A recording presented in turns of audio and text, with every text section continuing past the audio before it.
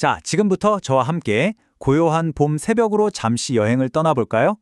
술기운에 깜빡 잠이 들었다 막 깨어난 어느 시인의 눈을 통해 찰나에 사라져버리는 아름다움과 삶의 애틋함을 노래한 시, 정용회의 춘효 속으로 들어가 보겠습니다. 모든 이야기는 바로 이 깊은 침묵에서부터 시작됩니다. 세상의 모든 소음이 잦아들고 오롯이 자기 자신과 마주하게 되는 그런 시간이죠. 그리고 마침내 어둠을 밀어내고 희미한 빛이 스며들 때 바로 그 새벽의 공기 속에서 태어난 시가 있습니다. 정용의 춘효입니다.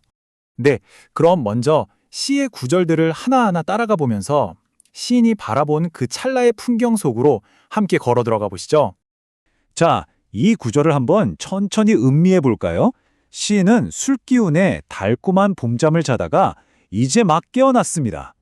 창밖을 보려고 발을 채 걷기도 전인데 그의 시야에 들어온 건 이미 흩날리고 있는 꽃잎들이었어요. 여기서 느껴지는 건 어떤 무심한 속도감 같은 거예요. 봄의 절정을 즐길 틈도 없이 눈을 뜨자마자 마주한 게 이미 저물어가는 봄의 흔적이라니. 시간의 흐름이 얼마나 더덥고 또 빠른지를 감각적으로 딱 포착한 정말 애틋한 풍경이죠. 앞선 두 구절이 굉장히 개인적이고 감각적인 경험이었다면 시는 여기서 갑자기 시선을 확 돌려서 아주 보편적이고 철학적인 질문을 우리에게 던집니다. 속절없이 지는 꽃, 그리고 하염없이 내리는 비. 시인은 이 풍경 위에 자신의 삶을 포기해보고 있는 거예요. 찰나에 쓰러지는 저 봄처럼 우리 인생도 결국 이렇게 짧은 게 아니냐고 탄식하는 거죠. 그저 비 내리는 하늘을 바라보는 시인의 뒷모습에서 정말 깊이를 알 수 없는 고독이 느껴지지 않으세요? 자, 그렇다면 이렇게 애절한 시를 쓴 시인은 과연 어떤 삶을 살았을까요? 사실 우리가 정용이라는 시인에 대해 아는 건 그리 많지 않습니다.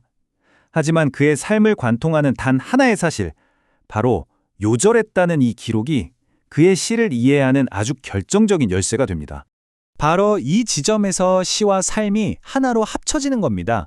시인이 노래했던 그 덧없음이라는 게 그저 시적인 표현이 아니라 어쩌면 자신의 짧은 생을 온몸으로 겪어내면서 얻어낸 처절한 깨달음이었을지도 모른다는 거죠. 그렇기 때문에 이 시에 담긴 세품이 우리 가슴에 울리는 그런 진정성을 갖게 되는 거고요. 그런데 말이죠. 이 시의 탄생 배경에는 우리의 상식을 뛰어넘는 훨씬 더 기이하고 신비로운 이야기가 숨어 있습니다. 이 질문을 한번 보시죠. 만약 이 아름다운 시의 주인이 사람이 아니라면 어떨까요? 좀 믿기 힘든 이야기죠. 당대의 대학자였던 허균이 정용이 병상에 누워있을 때 어떤 귀신을 만났고 그 귀신에게 이 시를 전해들었다고 기록으로 남겼습니다. 만약 이 이야기가 사실이라면 춘효는 인간의 언어가 아니라 저 세상의 존재가 남기고 간 덧없는 노래가 되는 셈이죠. 어쩌면 이 기묘한 전설이야말로 이 시가 가진 비현실적인 아름다움을 설명하기 위한 가장 완벽한 장치일지도 모릅니다. 삶과 죽음의 경계에서 덧없음을 노래하는 이 시가 마치 이승의 것이 아닌 듯한 그런 신비로운 아우라를 갖게 되는 거니까요. 자, 그렇다면 시 그리고 시인의 삶, 이 기이한 전설까지 모두 아우르는 이 작품이 오늘을 사는 우리에게 건네는 말은 과연 무엇일까요? 허균은 이 시를 두고 이렇게 평했습니다. 글자마다 보석이다. 단 20자 안에 담긴 이 정교함, 그리고 그 안에 응축된 깊은 감정을 이보다 더 잘 표현할 순 없겠죠? 하지만 이 시의 슬픔을 절망이나 허무로만 보면 안 됩니다. 오히려 그 반대예요. 한번 생각해 보세요. 무언가 사라지는 걸 안타까워한다는 건 역설적으로 그것을 지극히 사랑했다는 가장 확실한 증거거든요. 시인은 스쳐가는 그 찰나를 온 마음을 다해 사랑했던 겁니다. 바로 여기에 춘효가 우리에게 건네는 지혜가 있습니다. 영원한 걸 억지로 붙잡으려고 애쓰는 대신 모든 건 유한하다는 사실을 그대로 받아들이는 것. 그리고 그 유한함 속에서 반짝이는 찰나의 아름다움을 온전히 마주하는 태도. 이것이 바로 이 시가 우리에게 보여주는 삶의 방식입니다. 무언가를 성취하기 위해 쉼없이 달려가는 우리에게 이 시는 잠시 멈춰서라고 말하는 것 같아요.